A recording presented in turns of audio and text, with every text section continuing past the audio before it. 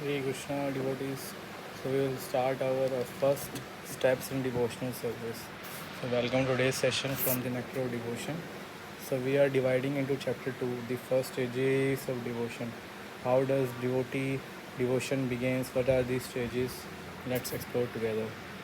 So first we will explain about the three categories of devotional service: sadhana bhakti, bhav bhakti, and prema bhakti.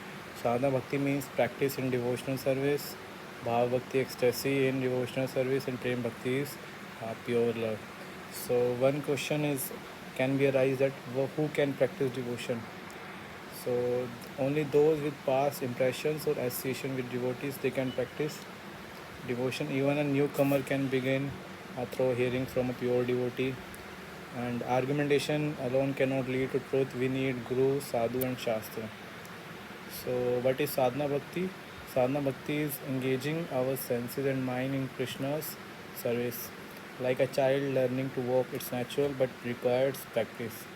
So two types of sadhana bhakti are there: Vedic sadhana bhakti, that based on the rules, guru instructions; raganuga bhakti, based on love and attachment, like including example of waking early for arti, like that is example of Vedic sadhana bhakti. But raganuga bhakti, it's come out as natural, spontaneous. So core principle is that we have to always remember Krishna. The positive rule is that remember him always, remember Krishna always, and never forget him. That is the negative rule. So these applies to all varnas and ashrams. Like all varnas, brahmachari, grasta, vanaprastha, sannyasi, and ashramas, brahmana, uh, brahmana, kshatriya, vaishya, and sudra. These are the varnas.